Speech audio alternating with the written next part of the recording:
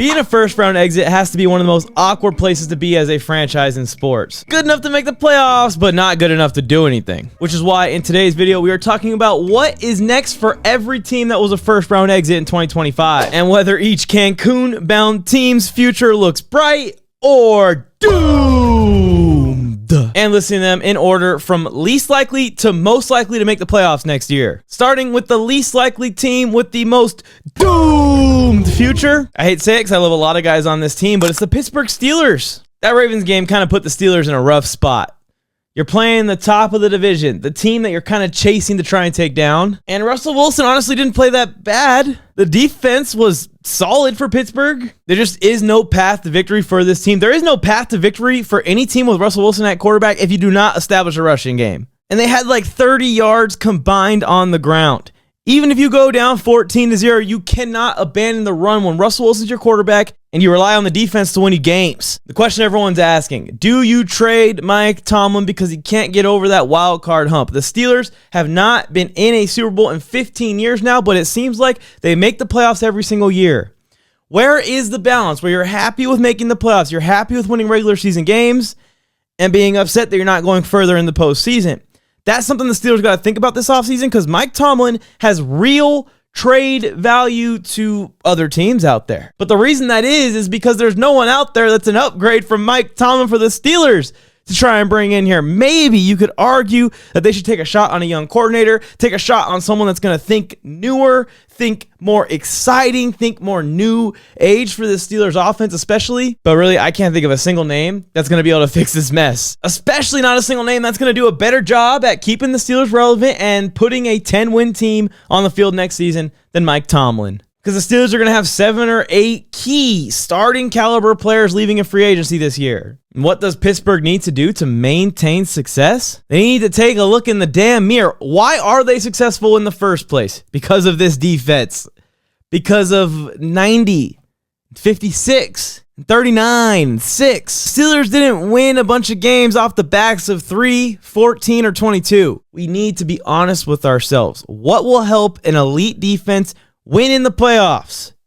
I said it already, a rushing attack. Najee Harris is probably saying goodbye, but maybe they should say, hello, Scattaboo, or hello, top RB prospect that we can get in the second round of next year's draft. The Steelers need to keep developing this offensive line, continue to improve this offensive line. That's really how they're going to take any kind of leap next year. And then finally, call me crazy. Once you've kept Mike Tomlin, you've rebuilt the O-line up, and it's stacked. Steelers defense is already there. Maybe you add some average to good weapons to help out because you're going to lose guys like Van Jefferson and Mike Williams. You can't beat the Baltimore Ravens. Why not join the Baltimore Ravens? This Steelers team was better with Justin Fields at quarterback. Don't at me. And if there's no veteran out there that's going to take the Steelers into Super Bowl contention immediately, why not get a team-friendly deal done with Justin Fields before he walks from the team? Give yourself one more year to find a franchise quarterback, possibly move up in the draft class, because this year there isn't really any path to getting a quarterback. Best case, Justin Fields resurges. If you use him appropriately, he's not Lamar Jackson. He's not Josh Allen. He's not Randall Cunningham. He's not Jaden Daniels even. This guy's biggest weakness is standing in the pocket and delivering passes. That was Cam Newton's biggest weakness. He won MVP and went all the way to the Super Bowl in this league. We need to stop asking him to be a pocket passer, and Arthur Smith is going to have to completely change the offense for Justin Fields. But the good news is it's going to make the Steelers a top 3 rushing attack, like the Bears were year after year, even though they were losing a bunch of games. The Steelers have the defense. They have the coach. They have the guidance, the leadership, and management to do a lot better with Justin Fields than the Bears did. Worst case, Justin Fields doesn't work out, meaning you'll probably be in good draft positioning next year to draft a quarterback, and that quarterback will be joining a team that's already pretty stacked and been built. Now, Steelers could go with the veteran, but again, this veteran class is not that crazy. You got Russell Wilson kind of at the top of it with Sam Darnold. No offense to Sammy D. I know Tony Tucker loves the guy, my reoccurring co-host here on the channel. I think you get similar results this year as you did with Russell Wilson with Sam Darnold. Why not go with something different? I think you get similar results with someone like Kirk Cousins as you did with Russell Wilson.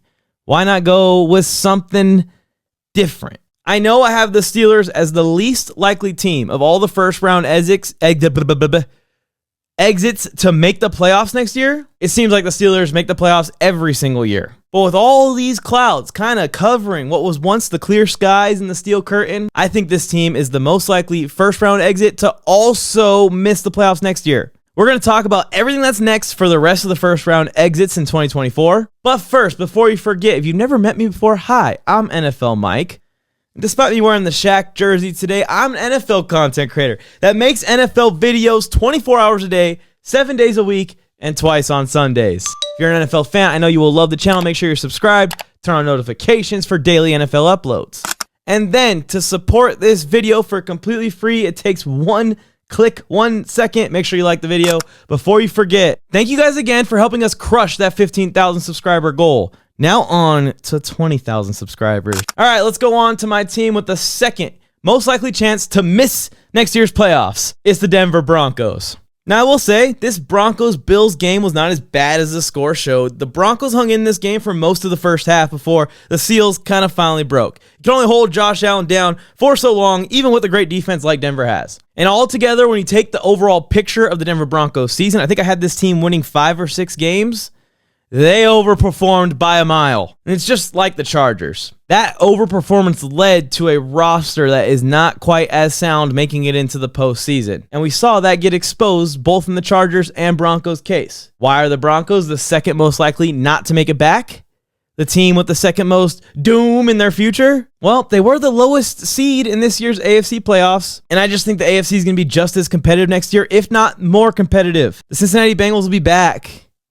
The Miami Dolphins will be back. I really believe in teams like the Patriots to take a jump with Drake May and Mike Vrabel. Bo Nix's rookie year was amazing, but I also have some worries here. A lot of issues that I saw with Drew Lock, and even when Drew Lock was balling out, going 4-1 to finish seasons, I pointed out and I said, this dude is an absolute bust. Now, I don't feel that strongly about Bo Nix because he has a lot of other qualities that can overshadow or overpower this weakness while he develops it. I worry that Sean Payton has to hammer some of this stuff out of this young QB. We got to find a great balance of being conservative in Sean Payton's offense, which is a very conservative offense, to aggressive like Bo Nix typically like to be in college.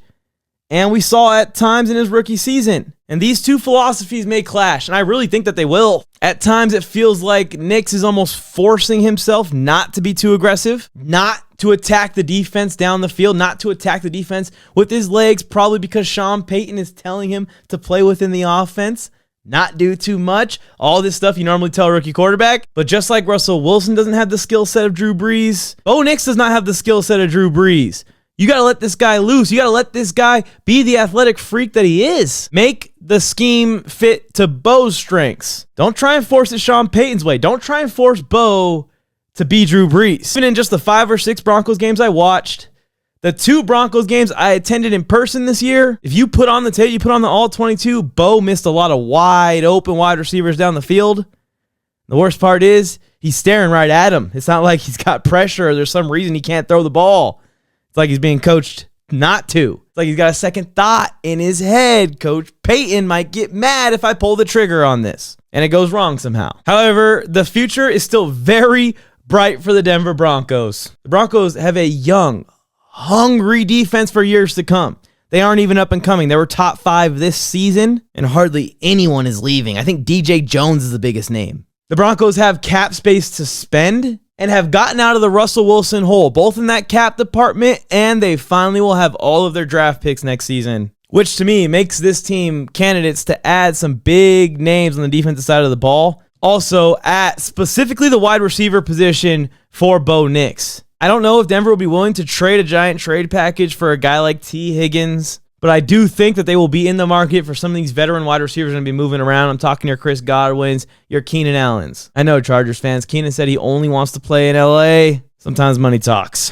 You had a good veteran to go with these guys, assuming Cortland Sutton's back. Devon Vele, Marvin Mims, and Troy Franklin. The Broncos got something there. And then you could target top tight ends and running backs in the draft to complete this offense. Sean Payton is probably going to piece this thing together. I hope that they mess up and go and trade for Alvin Kamara or something instead. Spend draft capital on older guys. Don't get new running backs in here, please. They could also just stick and pick and not trade back for tight end, wide receiver, running back, fill in the blank, and continue to beef up the O-line. All right, enough talking good about the Broncos. Even though they're my second team in these rankings, it's really because of the situation and the competition around them, not because the Broncos' future is doomed. It's actually unfortunately brighter than this tan. All right, let's talk about another confusing team who lost in round 1. But if you're tuned into the channel, it wasn't a surprise because I predicted the Buccaneers-Commanders game exactly. I said that it was going to be back and forth. I said that Dan Quinn was going to find a way to get Baker Mayfield to make that mistake that cost him the game.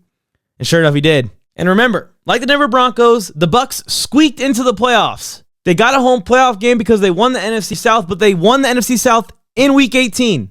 And when we look forward at the South next year, a lot of people think the Bucs are a shoo-in to win it. The Falcons are going to be better. I'm sorry. I'm probably not going to overrate them like I did this last offseason with Kirk Cousins. But unless MPJ is an absolute bust, it's going to work out. The Panthers finished with Bryce Young catching absolute fire. The Saints look poised to reload and refire back with this veteran-filled roster. I know that injuries definitely affected the Tampa Bay Buccaneers season and probably led to them being in that Week 18 situation. Mike Evans missed some time this year. Chris Godwin obviously missed the entire season. Wish they had him for this playoff run. I know the offense went nuts to a point that even their offensive coordinator is getting job interviews. And I know Baker Mayfield and Mike Evans are locked in. But I have this team with the third most doom in their future because they have 19 pending free agents. But as of today, the Bucs only have $20 million in cap space, and they're going to be in the lower half of the league by the time the offseason comes around. And guys like Chris Godwin, Levante David, I know you could say the Chris Godwin replacement is already out there, Jalen McMillan.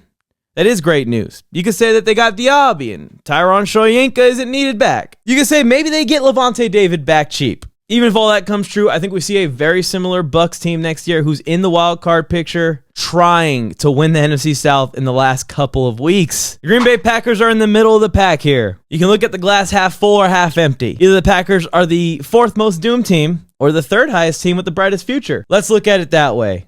And I think it's that way because of that offseason addition of Josh Jacobs.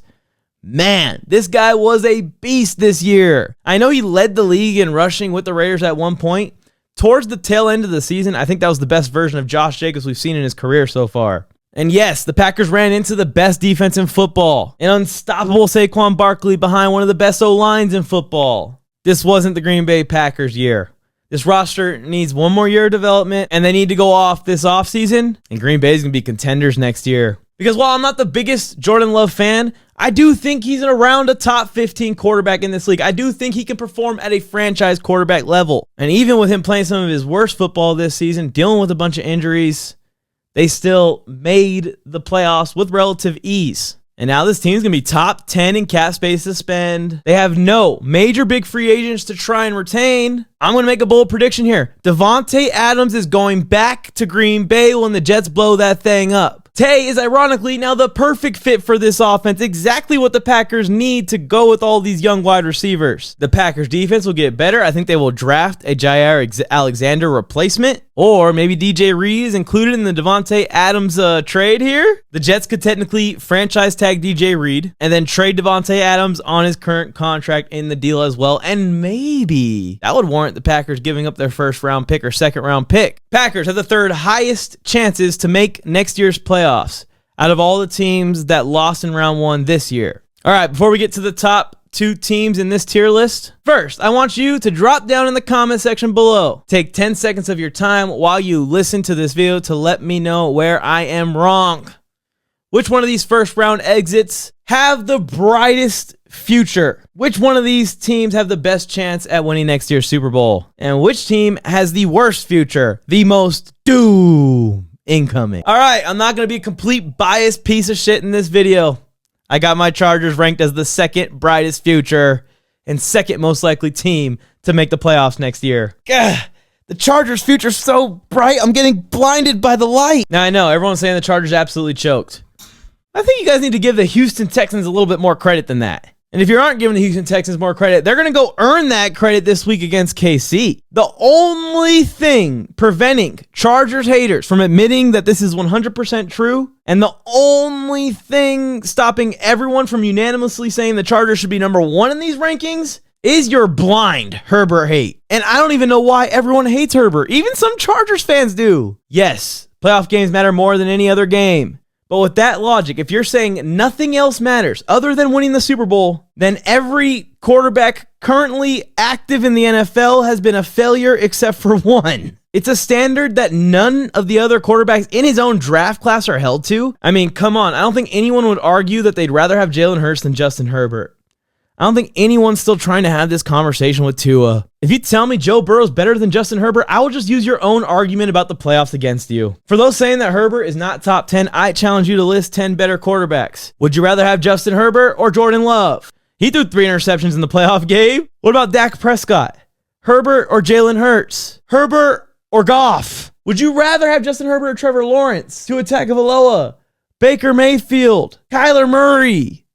If you tell me that you'd rather have Brock Purdy than Justin Herbert, once we've gotten over that the Chargers have a top 5, top 7 quarterback at minimum, and you realize that Joe Alt, Ladd McConkey, Derwin James, Alohi Gilman, Tuli Tuipulotu, Deion Henley are all signed, sealed, and delivered for multiple years to come. Jim Harbaugh and Chef Ortiz ain't going anywhere. They have all of their draft picks to draft this year, and depending on the Slater deal, and whether or not Justin Herbert's willing to take a restructure / extension, the Chargers could have as much as $80 million to spend this offseason.